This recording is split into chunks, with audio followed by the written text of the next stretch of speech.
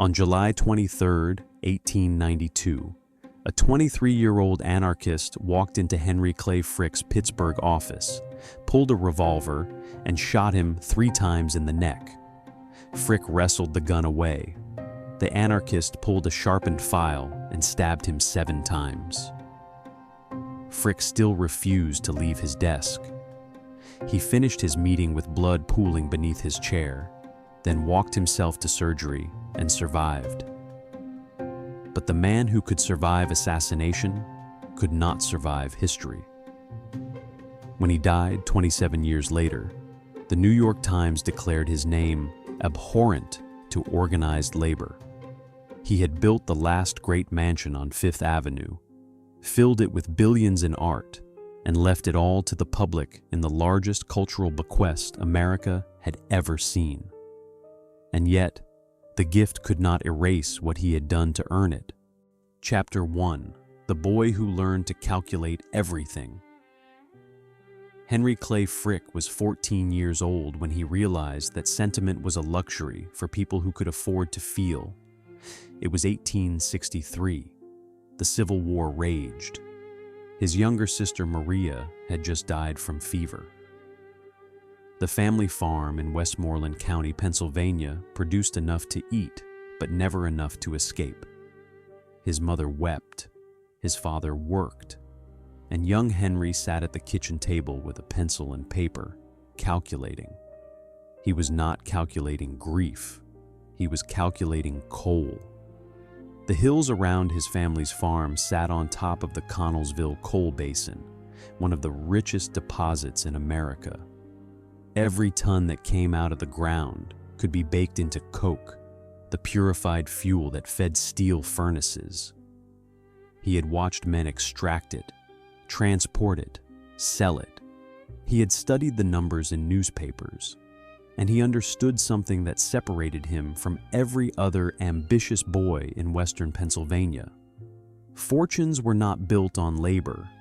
They were built on controlling what labor needed. His grandfather, Abraham Overholt, had proven it. Overholt owned the largest whiskey distillery in the state. He had money, land, respect. Young Henry could see the fortune from his bedroom window, a brick compound where grain became liquor and liquor became wealth. But he could never touch it. His father had married into the family but owned nothing. The lesson was clear. Proximity to wealth meant nothing. Control meant everything. So Frick studied. Not literature or philosophy or the things that made men cultured. He studied geology, accounting, supply chains.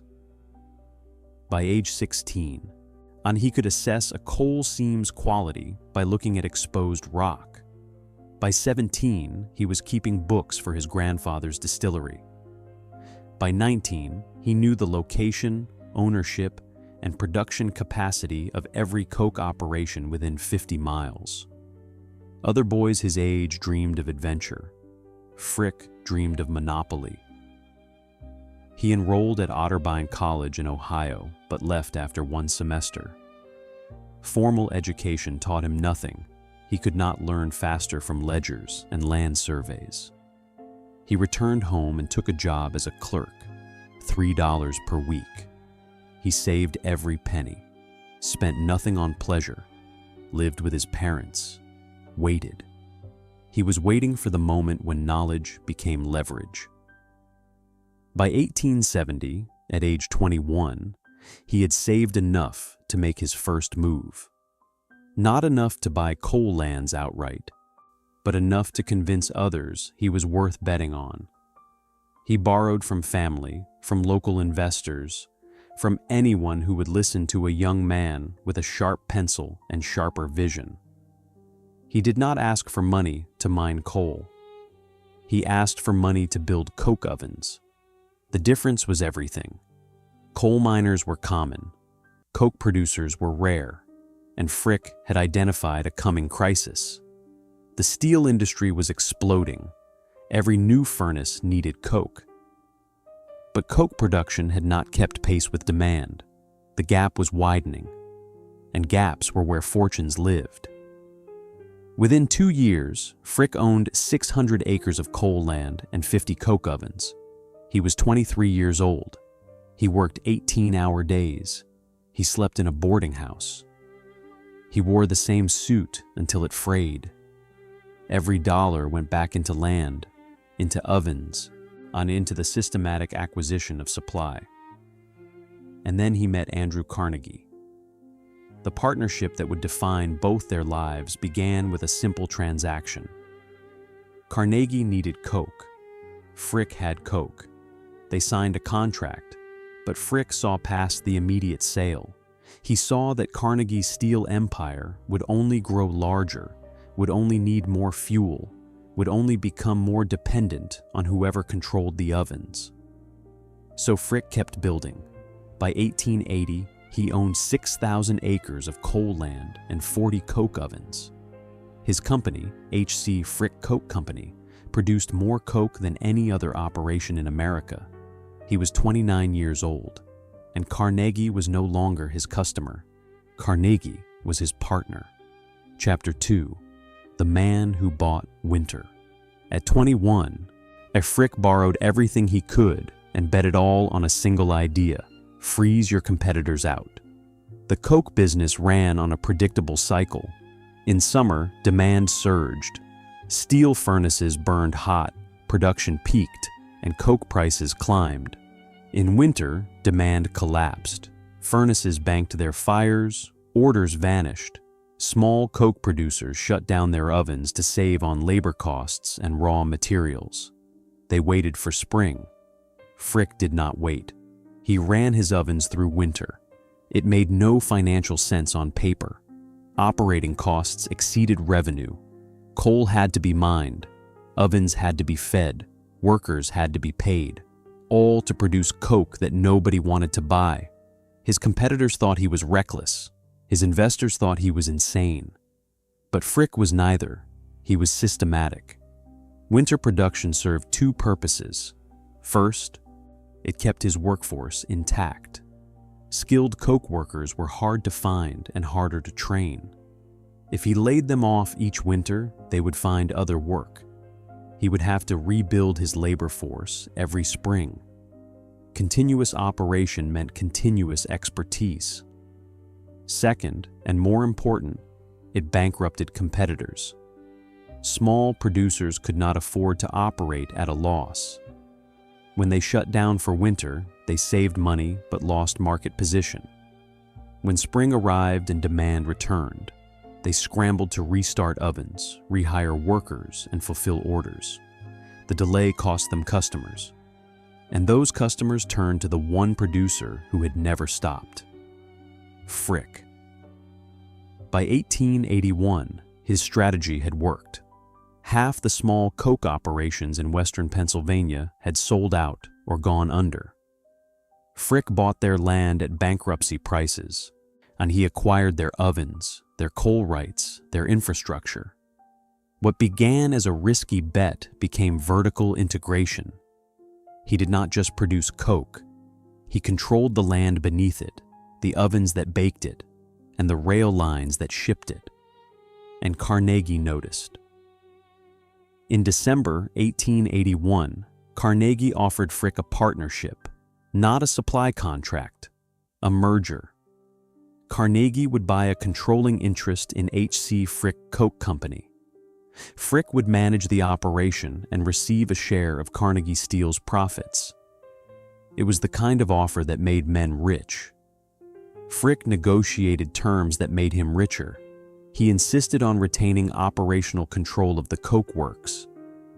Carnegie could own the majority stake, but Frick would run the day-to-day business with zero interference. He demanded a seat on the board of Carnegie Steel, and he required that his shares be valued not at book price, but at market price, ensuring that future growth benefited him directly. Carnegie agreed to everything. He needed Frick more than Frick needed him. On January 1st, 1882, the deal closed. Frick became chairman of H.C. Frick Coke Company and a partner in Carnegie Steel. He was 31 years old. He controlled the fuel that powered the largest steel operation in America. And he had done it without sentiment, without hesitation, without ever believing that success required kindness. The same year, he married Adelaide Childs. Adelaide was 23, the daughter of a successful Pittsburgh shoe manufacturer. She was educated, cultured, interested in art and music, and the things Frick had never made time for. The courtship was brief, the wedding was private, and the marriage became something unexpected, a partnership of genuine affection. Frick had built his fortune by treating every relationship as transactional. But Adelaide was different. She did not soften him. She did not make him kind. But she gave him something he had not realized he wanted, a vision of what wealth could build beyond ledgers and ovens. She introduced him to art galleries, to opera, to the idea that beauty was not frivolous, but foundational, that a life spent accumulating money without creating meaning was a life wasted. Frick listened, not because he agreed, but because he saw utility in what she offered. Beauty could be permanent, steel rusted, coal seams emptied, but a painting could outlast the man who bought it.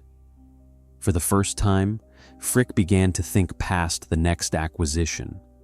He began to imagine legacy. But first, he had to consolidate power. By 1889, Carnegie made him chairman of Carnegie Steel. Frick now controlled both the fuel and the furnaces. 35,000 workers answered to him. Production quotas, wage rates, labor contracts, all of it flowed through his office. And Frick managed it the way he managed everything, with total control and zero tolerance for inefficiency. He believed that workers were a cost to be minimized, not partners to be negotiated with.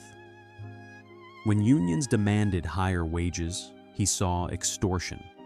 When they threatened strikes, he saw weakness.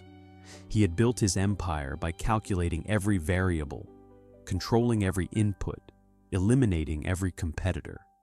Labor would be no different. Chapter 3. The office where nothing was left to chance. Inside Frick's Pittsburgh headquarters, every wall was lined with maps showing every coal seam, every competitor's weakness, every route to monopoly. The office occupied the top floor of a granite building on Fifth Avenue in downtown Pittsburgh. Tall windows overlooked the Monongahela River and the smokestacks of Homestead Steelworks, Carnegie's prize facility. Frick's desk sat in the center of the room, positioned so he could see anyone who entered. No clutter, no sentiment, just ledgers, maps, and correspondence filed with military precision. He arrived each morning at 6, left after dark, ate lunch at his desk, took no vacations. His routine never varied. Review production reports, assess market conditions, issue orders. The work was not dramatic. It was methodical. And that was the point. Frick did not believe in inspiration or instinct. He believed in information. The maps on his walls showed every coal deposit in western Pennsylvania, color-coded by quality, ownership, and accessibility. Red pins marked his properties. Blue pins marked competitors. Black pins marked available land. Every quarter, he updated the maps. Every decision began with them. He knew which mines produced the best coking coal. He knew which rail lines charged the lowest freight rates. He knew which suppliers could be pressured and which could be bought. He eliminated guesswork. And in eliminating guesswork, he eliminated risk. His management philosophy extended to labor. Workers were a variable in the production equation. Their wages, hours, and safety conditions were inputs that affected output. Frick calculated the minimum cost required to keep furnaces running and set wages accordingly. When unions demanded more, He saw it as workers attempting to renegotiate a contract they had already accepted by showing up. He did not see this as cruelty. He saw it as honesty. Other industrialists pretended paternalism. They built company towns, threw Christmas parties, spoke of workers as family. Frick refused the charade. He paid what the market required and expected performance in return. If workers were unsatisfied, they could leave. If they could not leave, the market had spoken. This clarity made him effective. It also made him hated. By 1890, Carnegie Steel produced more steel than all of Great Britain. The Homestead Works alone employed 3,800 men and operated 24 hours a day. The facility sprawled across 500 acres along the river, a maze of blast furnaces, rolling mills, and rail sidings.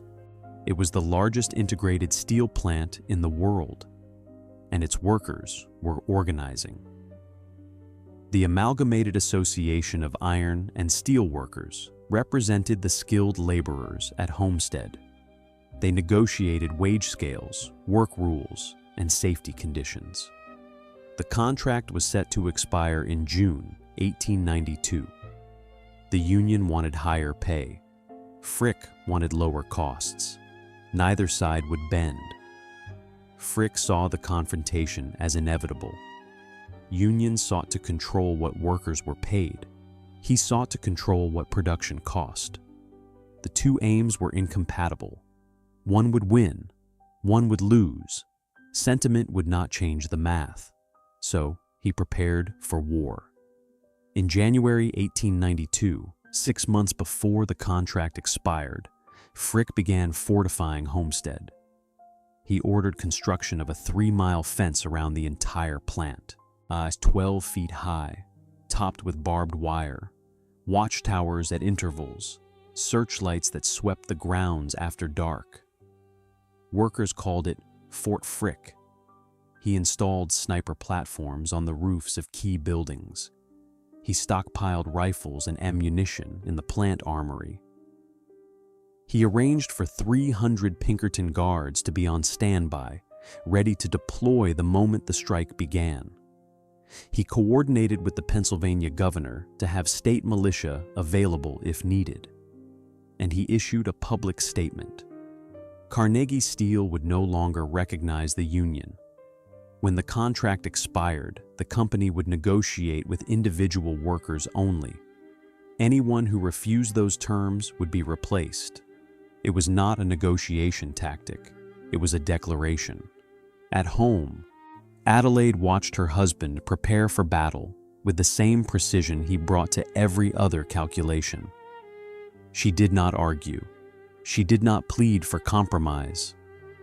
She understood who she had married, but she also understood the cost. Their daughter Martha had died 2 years earlier, in 1890. She was 6 years old. Frick had grieved the way he did everything else, privately, efficiently, without allowing emotion to disrupt his work. Adelaide had no such detachment. The loss broke something in her, and watching her husband march toward another conflict, one he could avoid but refused to, deepened the wound. She stayed silent, but her silence carried weight. Frick felt it. He always felt her disapproval, even when unspoken, but he did not change course. He believed he was right, not morally right, strategically right. In unions represented chaos. He represented order. The outcome was predetermined. All that remained was execution. On June 24, 1892, the contract expired. 3,000 workers walked out. Frick locked the gates. The Homestead strike had begun, and with it, the transformation of Henry Clay Frick from ruthless industrialist into the most hated man in America. Chapter 4. The strike that revealed everything. When 3,000 workers walked out of Homestead in June 1892, Frick did not negotiate. He fortified. The strike began peacefully, workers picketed outside the gates. They carried signs demanding fair wages and union recognition. They believed that public pressure would force Carnegie Steel to compromise. They believed wrong. Frick had no intention of compromising, and he had spent 6 months preparing for exactly this scenario. The fence was built, the guards were hired, the replacement workers were recruited. All that remained was timing. On July 5th, he made his move. At 2 in the morning, 300 Pinkerton guards boarded 2 barges at a dock 30 miles downriver. The barges were towed by tugboat, moving silently through the darkness toward Homestead. The plan was simple. Land the guards at the plant's river entrance. Secure the facility. Allow replacement workers to enter under armed protection. Break the strike by dawn. The workers were waiting. Picketers had been watching the river for days. They knew Frick would try to bring in guards. When the barges appeared at 4 in the morning, a warning bell rang through the town. 3,000 men grabbed rifles, pistols, clubs, and anything else they could carry. They flooded the riverbank. The barges attempted to dock. Workers opened fire. The Pinkerton guards fired back. For 12 hours, the 2 sides exchanged gunfire across 50 yards of open water. Workers rolled a flatbed rail car loaded with burning oil toward the dock, trying to set the barges ablaze. Pinkerton shot anyone who approached. Someone threw dynamite. The explosion rocked the river but missed its target. By noon, the barges were riddled with bullet holes. 3 Pinkerton guards lay dead. 7 workers were dead or dying. Neither side would retreat. Frick received reports by telegraph in his Pittsburgh office. He did not panic. He did not second guess. He sent a message to the Pinkertons. Hold position. Reinforcements were coming. But the Pinkertons broke first. At 5 in the afternoon, after 12 hours under fire, the guards raised a white flag. They agreed to surrender if workers allowed them to leave safely. The workers agreed. The Pinkertons came ashore, and the moment they did, the crowd turned. Workers beat them with clubs, threw rocks, stripped them, forced them to run a gauntlet through town while men, women, and children struck them with whatever they could grab. Some guards were hospitalized, others fled into the countryside. The barges were set on fire and sank. Homestead belonged to the workers. Fort Frick had fallen. Newspapers across the country covered the battle. Illustrations showed workers firing cannons at barges. Headlines called it a massacre. Public opinion split. Labor supporters praised the workers' courage. Industrialists called it anarchy. And Frick faced a choice. He could retreat, acknowledge the union, negotiate a settlement, or he could escalate. He chose escalation. On July 10th, Frick sent a telegram to Pennsylvania Governor Robert Pattison. He requested 8,000 state militia troops to retake Homestead. He framed it as a matter of law and order. The plant was private property. The workers were trespassing. The state had a duty to enforce property rights. The governor agreed. On July 12th, 8,000 uniformed soldiers marched into Homestead. They occupied the plant, cleared the picketers, established martial law. Workers who resisted were arrested. Union leaders were charged with conspiracy, and Frick reopened the facility with replacement workers, protected by armed troops. The strike was broken, but the cost was not just tactical. It was reputational. Newspapers began calling Frick a tyrant. Labor organizers used Homestead as proof that industrialists valued property more than lives. Clergy preached sermons condemning the violence. Even some of Frick's business peers privately questioned whether the fight had been worth it. Frick did not care. He had won. Production resumed, costs dropped, the union was destroyed. From his perspective, sentiment was irrelevant. Results were all that mattered, but sentiment had consequences he did not anticipate. On July 22nd, 10 days after the militia arrived, a young man named Alexander Berkman read about Homestead in a New York anarchist newspaper. Berkman was 23 years old, a Russian immigrant, a believer in propaganda by deed. He saw Frick not as a manager enforcing contracts, but as a symbol of capitalist oppression. He decided that killing Frick could ignite a revolution. Berkman had no formal plan, no training, no resources. He borrowed money from his partner Emma Goldman, bought a revolver, boarded a train to Pittsburgh, walked into Frick's office building, told the receptionist he had business to discuss, and was shown upstairs. Frick was meeting with 2 associates when Berkman entered. He did not recognize the young man, did not sense danger. And before he could ask what Berkman wanted, Berkman pulled the revolver and fired. The first bullet hit Frick in the neck, the second hit his shoulder, the third missed. Frick lunged across the desk and grabbed Berkman's arm. They struggled. Frick's associates tackled Berkman. Someone screamed for help. Berkman pulled a sharpened steel file from his pocket and began stabbing. He stabbed Frick in the side, in the back, in the leg, 7 times in total. Each thrust was meant to kill. None did. Office workers flooded the room. They wrestled Berkman to the floor, pinned him, disarmed him. Frick stood up, blood soaking through his shirt, and gave an order. "Do not kill him. Call the police." Then he sat back down at his desk, pressed a handkerchief to his neck, and resumed his meeting. Blood pooled on the floor beneath his chair. His colleagues begged him to seek medical help. Frick refused. He had business to finish. An hour later, when the meeting concluded, Frick allowed a doctor to examine him. The bullets were still lodged in his body, 2 in the neck, 1 in the shoulder. The stab wounds had punctured muscle, but missed vital organs. The doctor recommended immediate surgery.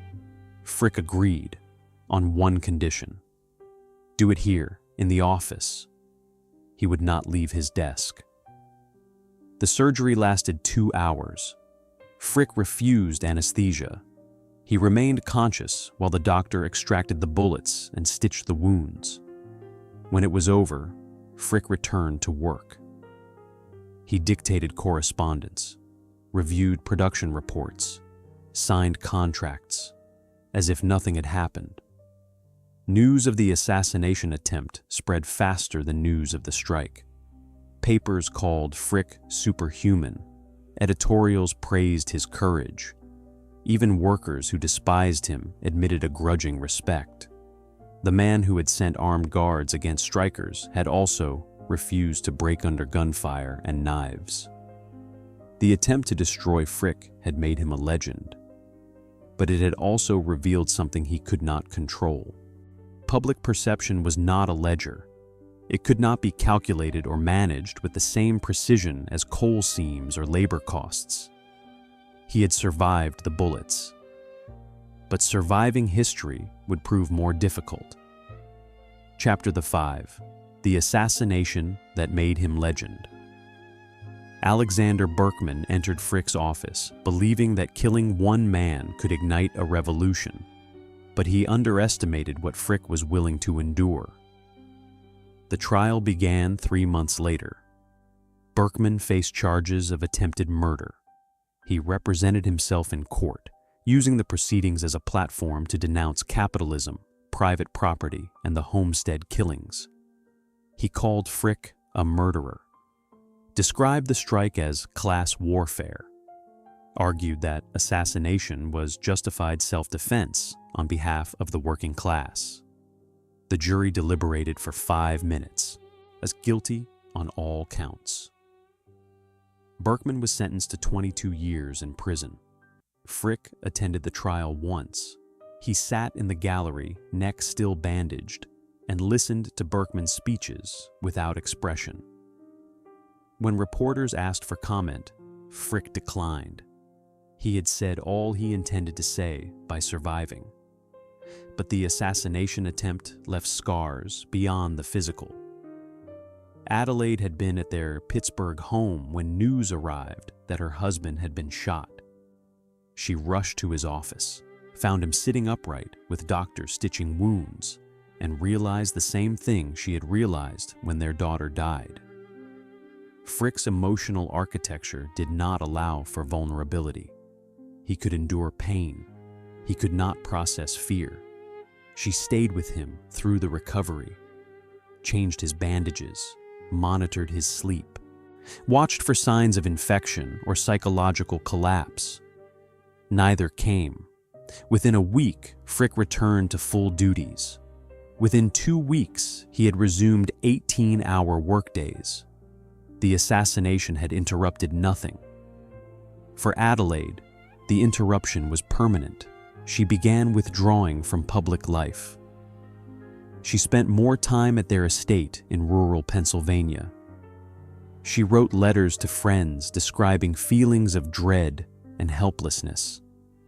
She did not blame her husband for the attack, but she could not separate his survival from the choices that had invited violence. Frick noticed her withdrawal but did not address it. He believed that time would heal what conversation could not. He was wrong.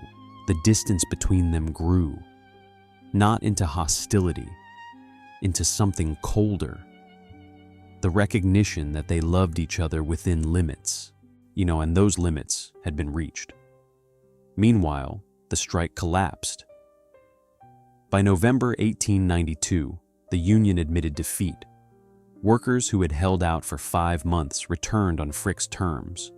No union recognition, individual contracts, lower wages than before the strike. The Amalgamated Association never recovered its influence. Within a decade, it ceased to exist. Frick had won completely, but the victory's cost became apparent in ways he had not predicted. His name became synonymous with labor violence. Political cartoons depicted him as a robber baron, crushing workers beneath gold coins. Anarchist newspapers called for his death. Even moderate voices described him as a cautionary example of unchecked industrial power.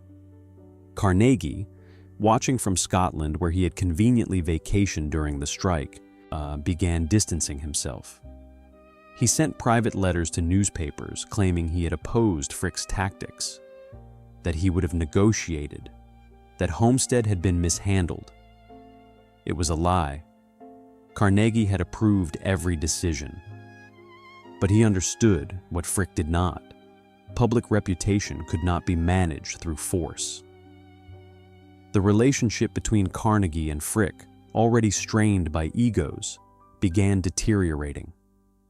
Carnegie resented that Frick's notoriety overshadowed his own philanthropic image. Frick resented that Carnegie played benefactor while leaving dirty work to subordinates. By 1897, the partnership was breaking. The proximate cause was financial. Carnegie attempted to dilute Frick's ownership stake in Carnegie Steel by issuing new shares at below market rates. Frick saw it as theft. He sued. Carnegie countersued.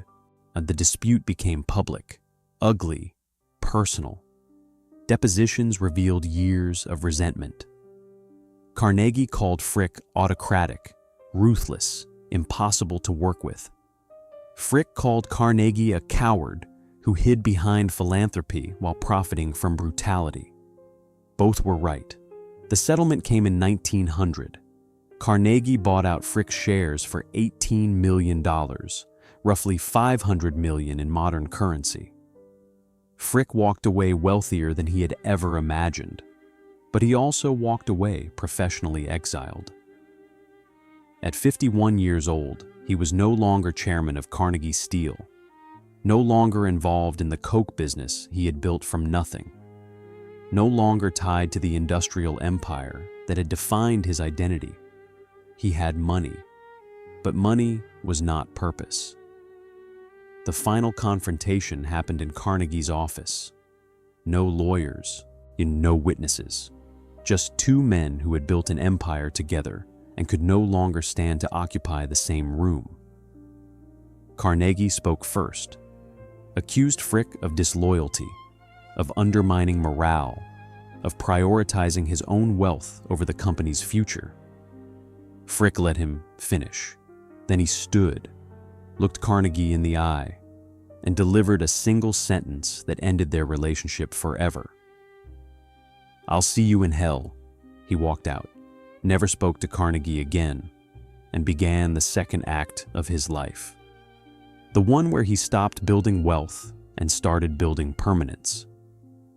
Chapter 6: The Partnership That Could Not Hold.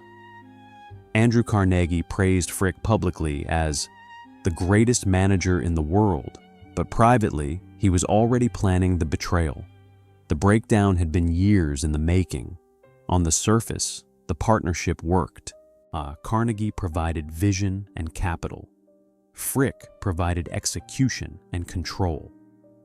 Together, they had built the largest steel company in America, employing over 20,000 workers and generating annual revenues exceeding $40 million. But the surface hid fundamental differences. Carnegie believed in public benevolence. He wrote essays on the moral duties of the wealthy, donated libraries, funded universities, cultivated an image as a friend to progress. He needed the public to see him as more than a robber baron. His ego demanded it. Frick had no such need. He believed that wealth required no justification beyond its existence, that pretending moral superiority was hypocritical, that workers who resented him were free to find other employment. He did not seek approval, and that made him dangerous to Carnegie's reputation. Ing Homestead had proven it. While Frick managed the strike, Carnegie vacationed in Scotland. He sent private messages of support. But when newspapers condemned the violence, Carnegie claimed ignorance, said he would have negotiated, that Frick had exceeded his authority. Frick knew it was a lie. He had correspondence proving Carnegie approved every decision, but he did not expose it. He understood that Carnegie's weakness was vanity, and vanity made men predictable. The financial dispute began in 1899. Carnegie Steel had grown so profitable that its partners were becoming independently wealthy. Frick's shares alone were worth over $50 million. Carnegie saw this as a problem. He believed that partners who became too rich lost motivation. They stopped working, stopped innovating, became complacent. So he proposed a solution. Issue new shares at book value, not market value, to dilute existing holdings. This would reduce everyone's percentage ownership while allowing Carnegie to maintain control. It would also reduce the payout if partners decided to sell. Frick saw it for what it was, theft disguised as restructuring. He refused to accept the new terms. Carnegie pushed harder. The board voted in Carnegie's favor. Frick sued. The lawsuit exposed years of financial maneuvering, personal grudges, and incompatible philosophies. Carnegie's lawyers argued that Frick was a disruptive influence, that his management style alienated workers and invited violence, that Homestead had cost the company millions in lost production and damaged reputation, that Frick prioritized his own enrichment over collective success.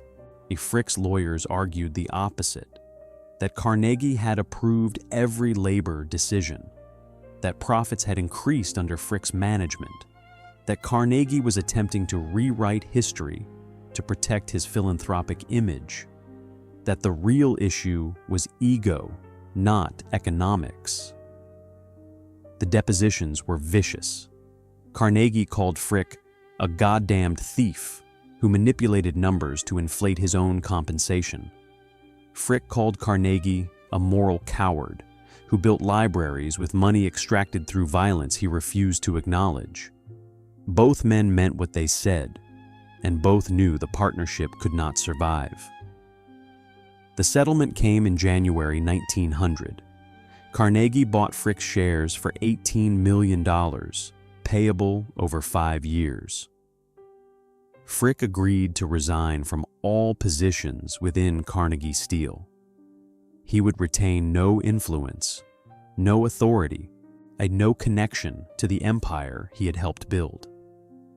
It was a clean break, but not a fair one.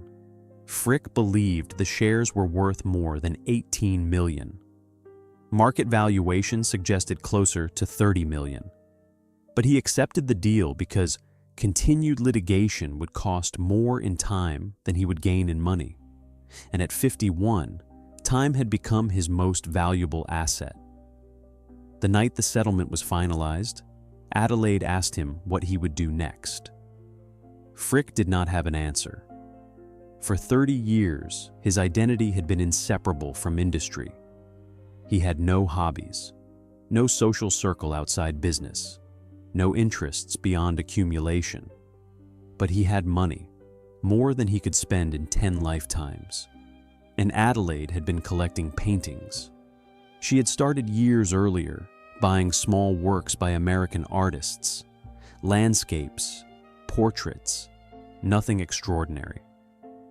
But she had studied them, visited galleries, learned to distinguish good craftsmanship from great art, and she had developed an obsession. Old masters, European painters from the 15th through 18th centuries, Vermeer, Rembrandt, Titian, Turner, artists whose work had survived centuries and would survive centuries more. Frick had tolerated her hobby. Now he saw its potential. Art could not be diluted like stock shares. It could not be devalued by boardroom votes. It existed independent of markets, of partnerships, of betrayals. A painting by Vermeer was worth what someone would pay for it, and what someone would pay increased with time. More importantly, art was permanent. Steel rusted, companies collapsed, fortunes were lost. But a Rembrandt painted in 1630 would still be a Rembrandt in 2030. For the first time since the assassination attempt, Frick felt interested in something beyond revenge. He had lost his partnership with Carnegie. He could not reclaim his reputation, but he could build something Carnegie never would, a legacy that required no apology. In 1901, Frick and Adelaide moved to New York City. They rented a mansion on Fifth Avenue while planning something larger, something permanent. Frick began visiting galleries, auction houses, private collections. He hired art advisors, studied provenance, learned which paintings were available and which were not, and he started buying. His first major acquisition was a Rembrandt portrait purchased for $100,000. The second was a Turner seascape for $75,000. Within 2 years, he had spent over $1 million assembling a collection that rivaled anything in America. But he was not satisfied. Rival collections were private, hidden, accessible only to owners and their guests. Frick wanted something different. He wanted a collection that would outlast him, that would bear his name, that would force the public to acknowledge his taste even as they despised his fortune. He began planning a house, not a residence, a museum, a palace designed to display art and to survive. And in 1913, at age 63, he broke ground on 1 East 70th Street. Chapter 7, The House That Demanded Permanence. In 1913, at age 63, Frick began building the one thing no one could take from him. Not Carnegie, not workers, not history. The site was a full block on Fifth Avenue between 70th and 71st Streets. It overlooked Central Park. It occupied one of the most expensive parcels of land in America. Frick paid $2,475,000 for it, equivalent to $70 million today. He hired Thomas Hastings, the architect who had designed the New York Public Library. The instructions were specific: build a house that could become a museum. Design rooms around the paintings, not the paintings around the rooms. Use materials that would last 500 years. Hastings delivered plans for a structure unlike anything else on Fifth Avenue. 61 rooms, 27,000 square feet. Exterior walls of Indiana limestone, 3 feet thick in places. Interior walls reinforced with steel to support heavy frames.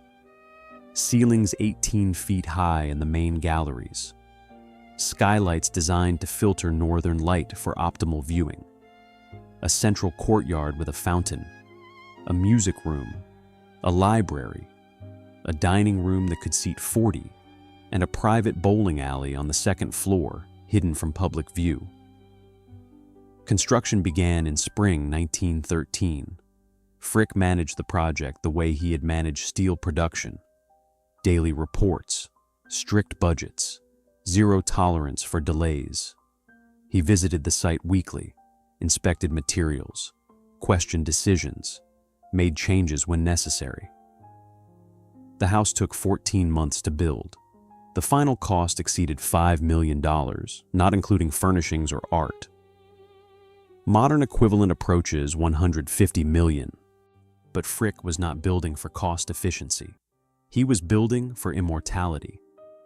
The scale revealed his ambition. The entrance hall featured marble columns imported from Italy. The walls were covered in silk damask. The floors were inlaid parquet. Every detail was selected to convey weight, permanence, taste. The West Gallery, designed to display his largest paintings, measured 70 feet long and 22 feet wide. The ceiling was coffered walnut. The walls were fabric covered to protect the art. Benches were placed at viewing distance.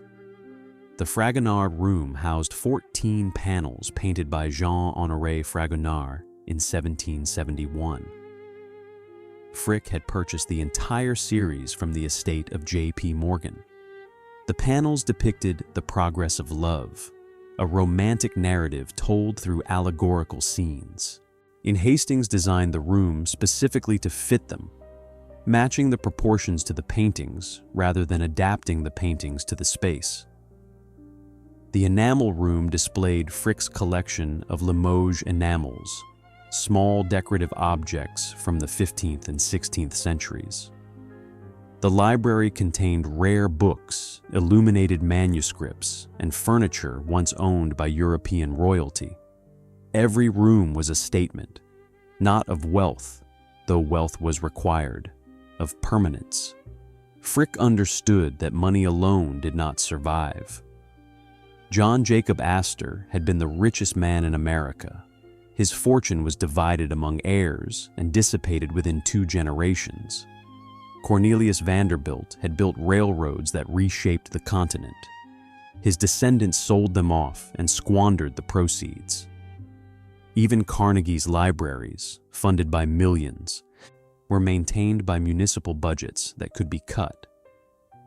But art belonged to whoever possessed it, and if Frick possessed it inside a structure designed to outlast its builder, the art became his legacy. Adelaide oversaw the interior design. She selected fabrics, furniture, lighting. She worked with Hastings to ensure that each gallery had sightlines that drew the eye toward key works. She understood that the house was not just a container for art. It was theater, and Frick was the protagonist, even in absentia. The paintings themselves formed the core of his vision. By 1914, Frick owned works by Rembrandt, Vermeer, Titian, El Greco, Goya, Turner, Constable, Gainsborough, and dozens of other masters. The collection was worth over $40 million, more than most museums possessed. His acquisition strategy was methodical. He targeted works with unimpeachable provenance: royal collections, estate sales, private holdings from European aristocrats liquidating assets. He avoided contemporary art entirely. Modernism did not interest him. He wanted paintings that had already survived centuries and proven their value. His most prized acquisition came in 1911, 3 years before the house was completed. Johannes Vermeer's Mistress and Maid, painted around 1667. Frick paid $130,000 for it, the highest price ever paid for a Vermeer at that time. $130,000. The average American factory worker earned $500 per year. Frick's single painting cost the equivalent of 260 years of labor. He hung it in the South Hall, positioned so visitors entering the house would see it immediately. The painting depicted a domestic scene, a maid delivering a letter to her mistress. The mistress's expression was ambiguous: concern, fear, anticipation. Vermeer left it unresolved. Frick loved the ambiguity. He believed that great art resisted easy interpretation, that beauty was not simple, that permanence required complexity. The house was completed in December 1914. Frick and Adelaide moved in immediately. They brought 27 live-in servants: cooks, maids, butlers, chauffeurs. The household operated like a small hotel, with strict schedules and defined roles. But Frick spent little time enjoying it. He was 65 years old. His health was declining. He had survived assassination, but time was undefeated. And he knew that the house's true purpose would only be realized after his death. So he began planning the gift he could not give while alive. On Chapter 8, The Art That Could Not Apologize, Frick spent $40 million assembling paintings he believed would outlive everything, including the men who painted them and the men who hated him. The collection was not random. It was not accumulation for status. Every painting served a thesis Frick had developed over 2 decades of study. That beauty was objective, that certain works transcended their moment and spoke across centuries, that permanence was achievable if you knew what to preserve. He rejected contemporary art entirely. No impressionists, no modernists, no experimental movements. When advisors suggested he acquire works by Monet or Cézanne, artists whose prices were climbing, Frick refused. He called them fashionable, and fashion, by definition, faded. He wanted masters, painters whose reputations had survived the test of time. Vermeer, dead for 200 years. Rembrandt, dead for 250. Titian, dead for 300. If their work still commanded reverence centuries after their deaths, it would likely command reverence centuries hence. This was not sentiment. It was calculation applied to aesthetics. By 1915, Frick owned 3 Vermeers. Only 36 Vermeers existed in the entire world.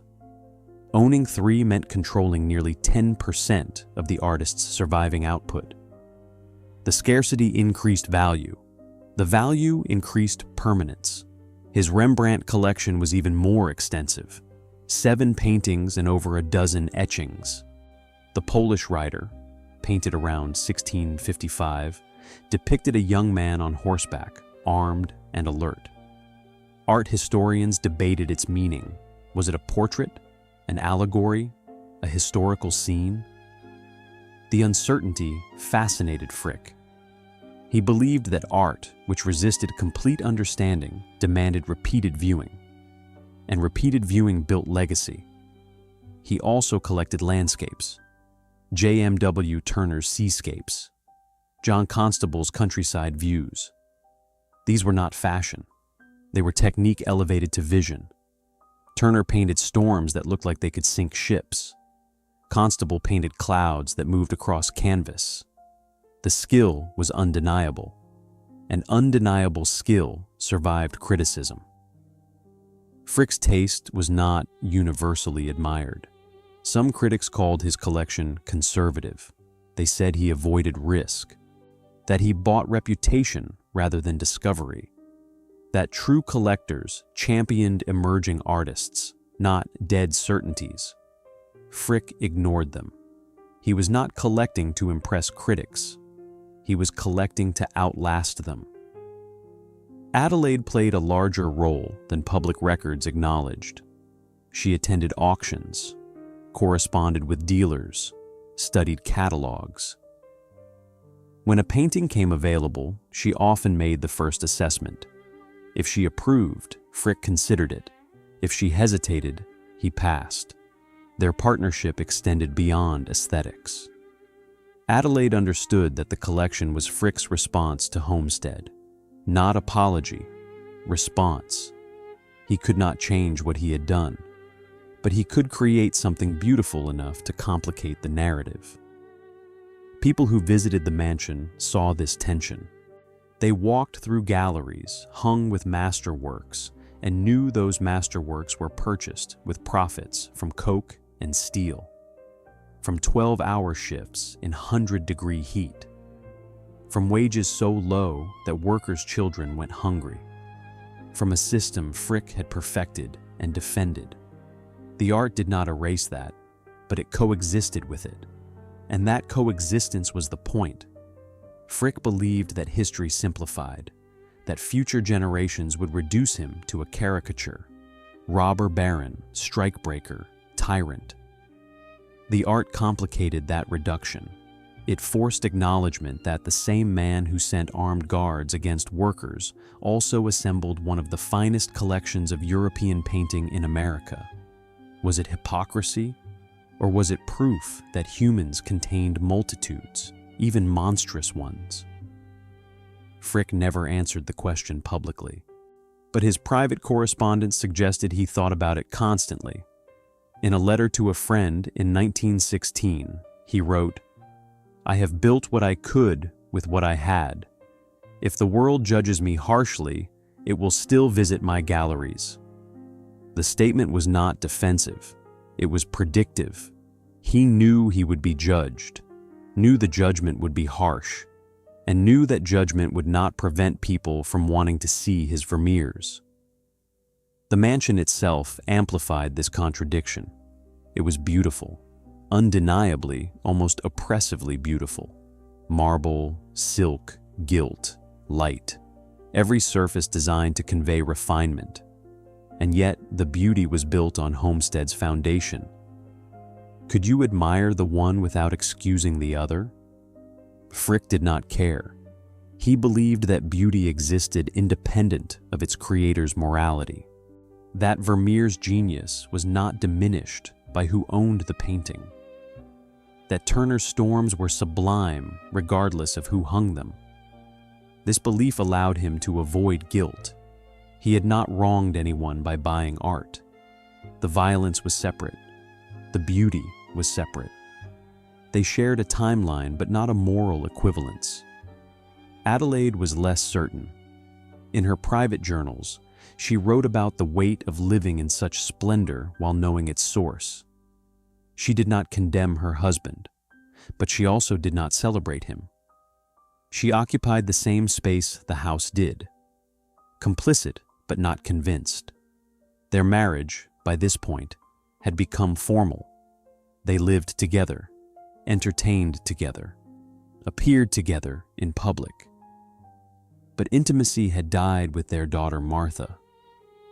What remained was partnership, mutual respect, and shared recognition that they had both chosen this path and could not unchosen it. Frick continued acquiring art until the year before his death. His final major purchase was Gainsborough's The Mall in St. James's Park, bought in 1918 for $77,000. The painting depicted fashionable Londoners strolling through a park at dusk, It was elegant, composed, utterly devoid of conflict. Frick hung it in the dining room. He liked looking at it during meals. He said it reminded him that beauty required no justification beyond its existence. Whether he believed that about the painting or about himself was never clear. Chapter 9. The gift he could not give in life. Frick signed his will in 1919, 3 months before his death, and made one demand. The mansion must become a museum immediately. He had been planning the bequest for years. The structure was already designed for public access. The galleries were laid out for viewing. The collection was cataloged. All that remained was legal mechanism. The will specified that 1 East 70th Street would become the Frick Collection, a public museum open to anyone who wished to visit. Adelaide could continue living there until her death, but after she passed, the house would transition fully into institutional ownership. He endowed the museum with $15 million, equivalent to over $200 million today, to cover maintenance, acquisitions, and operations in perpetuity. It was the largest cultural bequest America had ever received. Larger than anything Carnegie had donated. It larger than the Mellon or Rockefeller foundations would give for decades. And it came with one unbreakable condition. The collection could never be sold, loaned, or dispersed. It must remain intact in that building forever. Frick understood that museums routinely sold works to fund operations, that collections were broken up, loaned to other institutions, scattered. He refused to allow it. The permanence he sought required physical continuity.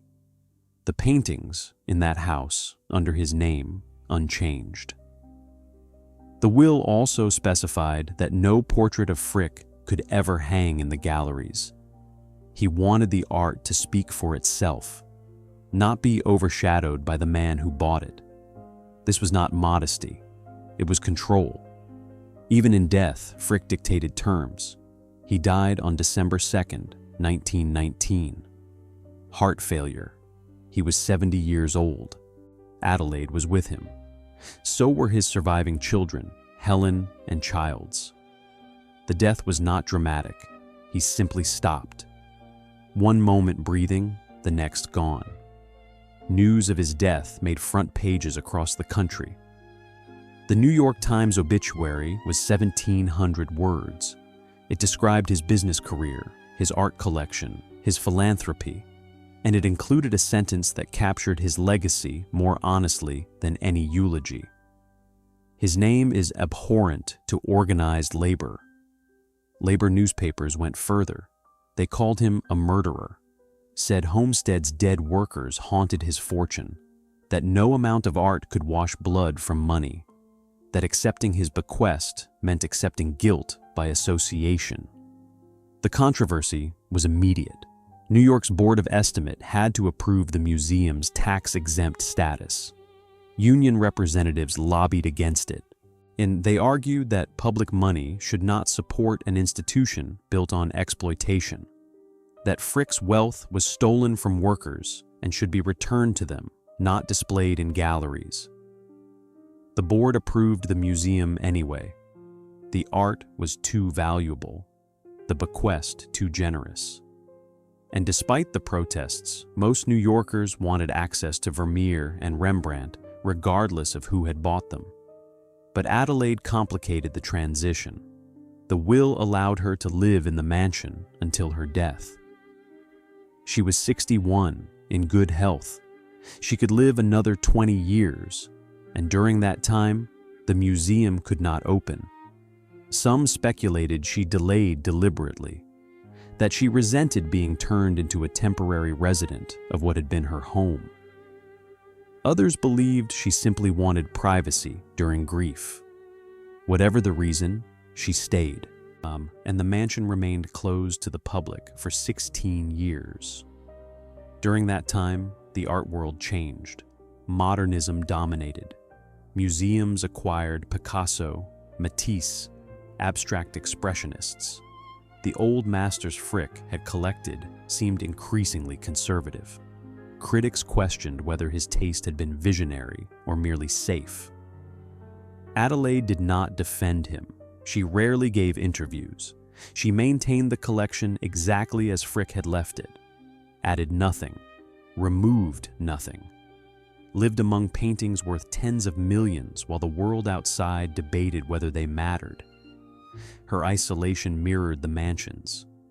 Both were suspended between private grief and public obligation. Both waited for death to release them. Adelaide died in 1931, 12 years after Frick. The mansion could now transition. But first, it required modification. Frick's private quarters had to be converted into galleries. The bowling alley had to be repurposed. The servants' areas had to be reimagined for administrative use. The architect John Russell Pope oversaw the work. He preserved Frick's original vision while making the space functional as a museum.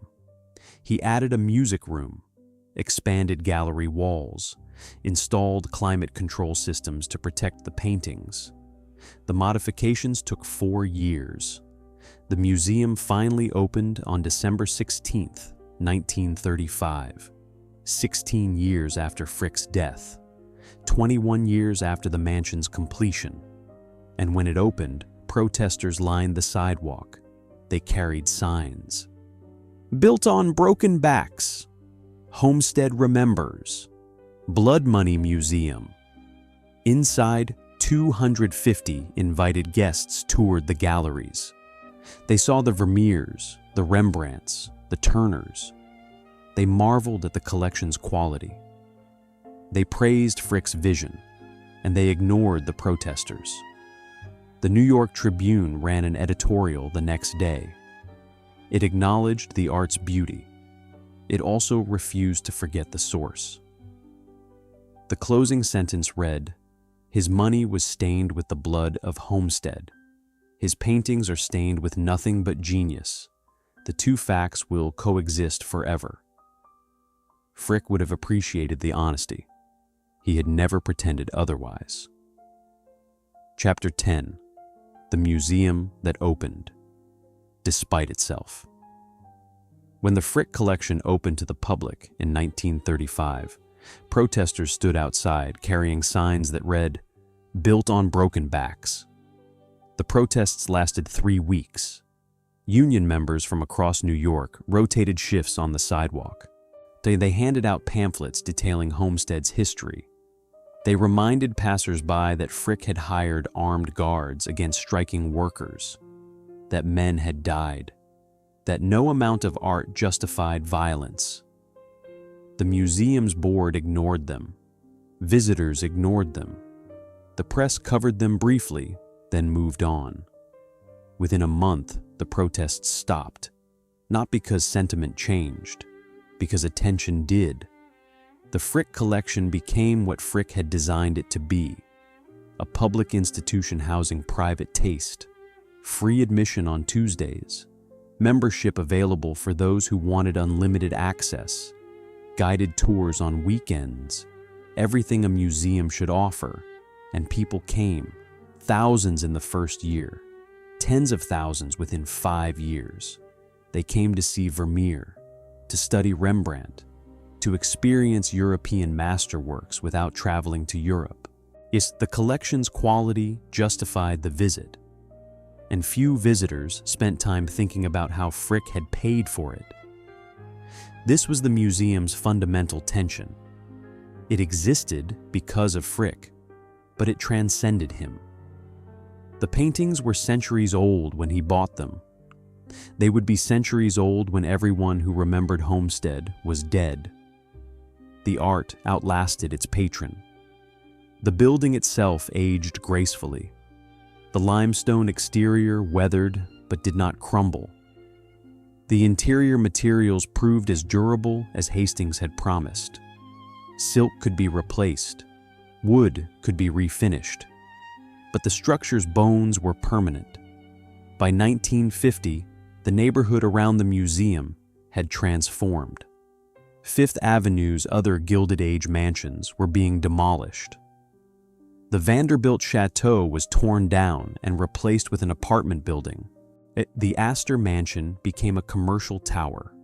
One by one, the palaces fell. The Frick collection survived, partially because of zoning. Frick's will had established the museum as a cultural institution with special legal protections. The building could not be demolished without court approval, and courts were reluctant to destroy institutions serving the public good. But survival required more than legal structure. It required endowment. The $15 million Frick had left proved sufficient to maintain operations through economic downturns, wars, and changing tastes. The museum never had to sell paintings to pay bills, never had to compromise Frick's vision to stay solvent. This financial independence made the Frick collection unique. Most museums relied on annual fundraising. They courted donors, sold naming rights, made compromises. The Frick collection did none of that. It existed on Frick's terms because Frick had funded it to resist outside pressure. The irony was obvious. The man who had crushed unions to maintain total control had built an institution that maintained total control after his death. The mechanism was different. The principle was identical. Visitors rarely thought about this. They walked through the galleries, admired the paintings, appreciated the preservation. They experienced the collection as Frick intended, as beauty requiring no context beyond itself. But some visitors could not separate the art from its history. They read the wall text identifying Frick as the founder. They researched his life. They discovered Homestead. And they had to reconcile admiration for the collection with revulsion for the collector. And the museum never tried to resolve that tension. It did not hide Frick's history, but it did not foreground it either. The focus was always the art. Frick was presented as patron, not as person. His biography was available for those who sought it, but it was not forced on anyone. This approach allowed the museum to serve multiple audiences: art lovers who cared only about Vermeer, history students who wanted to understand Gilded Age wealth, activists who saw the collection as evidence of systemic exploitation. All could visit, all could interpret. The museum accommodated them all without endorsing any single narrative. Over decades, the Frick collection became a New York institution. It appeared in guidebooks. Professors brought students. Tourists made it a required stop. The building's intimacy distinguished it from larger museums, and you could see the entire collection in 2 hours. You could return weekly and notice new details. And through it all, the protesters' question remained unanswered. Can a building outlive its builder's sins? The Frick collection existed as ongoing experiment. The answer was not yes or no. It was both. Chapter 11. The mansion that survived everything else. Every other Gilded Age palace on Fifth Avenue was demolished. The Vanderbilt Chateau, the Astor Mansion, the Morgan residence. But Frick's remained. The difference was design, not aesthetic design, legal design. When Frick wrote his will, he understood that buildings were demolished for 2 reasons: economic pressure or legal vulnerability.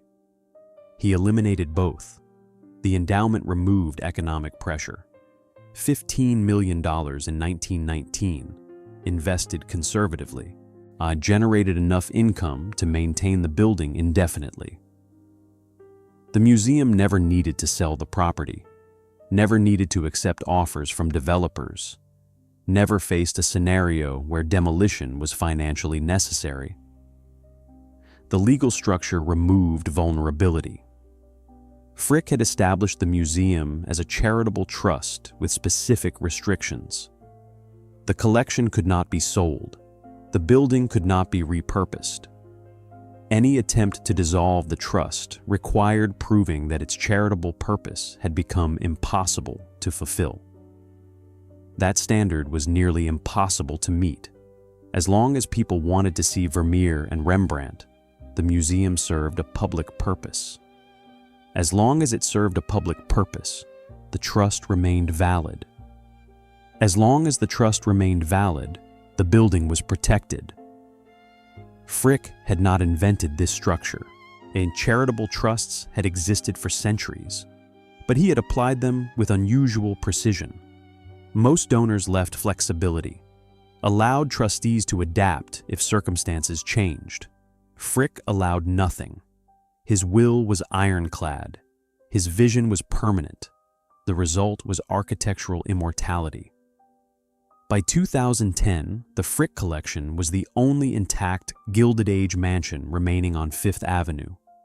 Everything else had been replaced by apartments, office towers, hotels. The real estate was too valuable. The buildings were too expensive to maintain. Economics won, except at 1 East 70th Street. There, economics lost. Because Frick had designed the institution to be economically self-sufficient and legally untouchable. The collection itself appreciated beyond Frick's projections. The $40 million he spent on art in the early 1900s was worth over $5 billion by 2020. Vermeer alone accounted for hundreds of millions. Scarcity had driven value higher than anyone predicted. The museum's board could have sold a single painting and funded operations for decades. They could have loaned works to other institutions for fees. They could have monetized the collection in countless ways. But Frick's will prohibited all of it. The paintings stayed, in that building, under that name, unchanged. By the 21st century, the Frick collection attracted over 400,000 visitors annually. Some came for the art, some came for the architecture, some came because they had heard the story and wanted to see the contradiction for themselves. Because the contradiction was the draw. A palace built by a man labor despised, filled with beauty, funded by brutality. Open to a public that would never have been allowed through the doors during Frick's lifetime. It was everything wrong with Gilded Age excess and everything right about public access to culture. The museum added modern amenities over decades: climate control, security systems, digital catalogs, but the core remained untouched. You could stand in the West Gallery in 2020 and see essentially what Frick saw in 1914. Same paintings, same walls, same light. That continuity was unique. Most museums reinvented themselves every generation. New wings, new missions, new audiences. The Frick collection resisted reinvention. It was what it had always been: a rich man's house, preserved as a museum, and sustained by a fortune that would never run out. Critics occasionally questioned the model. They argued that the museum was too small, too exclusive, too tied to one man's taste, that it should sell works to fund acquisitions of diverse artists, that it should expand, modernize, democratize. The museum's response was always the same. Frick's will prohibited those changes. The institution existed to preserve his vision, not to evolve beyond it. This rigidity was both strength and limitation. The Frick collection would never be the Metropolitan Museum or the Guggenheim. It would never house contemporary art or experimental installations. It would remain exactly what Frick built: a monument to old masters and the man who collected them. And that was enough. Because in a city that demolished everything old to build something new, the Frick collection proved that permanence was possible, not through adaptation, through refusal, Frick had refused to negotiate with unions, refused to soften his reputation, refused to apologize, and in death, his museum refused to change. The consistency was almost admirable, almost horrifying, always both. Chapter 12. The Question That Will Not Close. You can walk through the Frick collection today and see Vermeer's Light, Rembrandt's Shadows, Turner's Storms. All bought with money Frick earned breaking men. The question is unavoidable. Should you accept the gift? Museums across America grapple with similar questions. Confederate monuments, Sackler galleries funded by opioid profits, donor names on buildings funded by exploitation. The Frick collection is not unique in forcing moral compromise, but it forces it with unusual clarity, because Frick never apologized, never softened, never pretended his fortune was clean. He built the museum knowing exactly what it represented: beauty inseparable from violence, legacy inseparable from sin. He believed that history would judge him harshly and accept his paintings anyway. He was right. 400,000 people visit annually. They see the art. They read the plaques. They walk through rooms designed to house masterworks and ignore the man who assembled them. Or they try to ignore him. Frick's presence lingers in the building's architecture, in the collection's coherence, in the will that binds it all together. You cannot experience the Frick collection without experiencing Frick. Even if you wanted to focus only on Vermeer, the museum exists because Frick bought Vermeer. The two are inseparable. So what does acceptance mean? Does visiting the museum excuse homestead? Does admiring the art condone the system that funded it? Or can you hold both truths simultaneously? That the collection serves the public good and the collector caused public harm? The museum does not answer. It presents the contradiction and leaves resolution to the visitor. Some people refuse to visit. They see the Frick collection as a monument to injustice. Blood money laundered through culture. They argue that accepting the gift legitimizes the violence that created it. That society should reject institutions built on exploitation, regardless of their beauty. Others argue the opposite, that the art belongs to humanity, not to Frick. That Vermeer painted those scenes for reasons unrelated to who eventually bought them. That denying public access to masterworks punishes the present for the past's sins. Both positions are defensible. Neither resolves the tension. Frick understood this. In his final years, he wrote letters suggesting he knew the museum would be controversial. He did not care. He believed that beauty outlasted morality. That centuries from now, people would still visit the Frick collection because the paintings were extraordinary.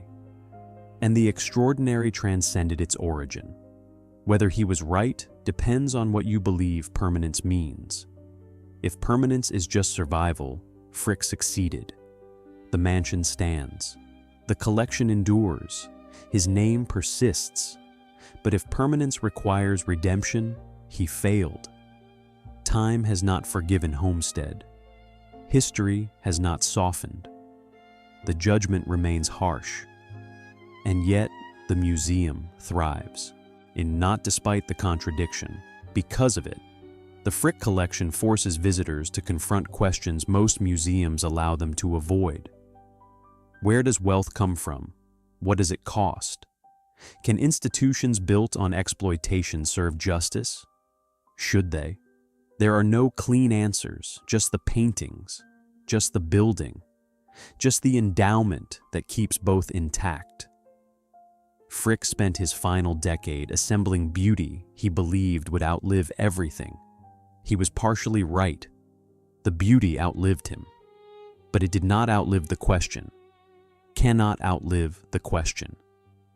Because the question is the legacy. Every visitor walks through those galleries carrying the same choice Frick made. Accept the beauty, accept the source, or refuse both. The mansion survives because Frick made survival inevitable. The question survives because he made the question inevitable. And standing in the West Gallery, looking at Vermeer's light filtering through a painted window, you realize that acceptance and refusal are not opposites. They are the same act, the same compromise, the same recognition that beauty and brutality can share the same foundation and the same future. Frick knew this. Adelaide knew this. Every visitor knows this. And the knowledge changes nothing. The paintings remain. The mansion remains. The contradiction remains. That is the gift Frick left, not resolution. Permanence without redemption. Beauty without forgiveness. A palace that forces America to accept genius from hands it despises. And we do, again and again, 400,000 times a year. The doors stay open, the question stays open, and neither will close.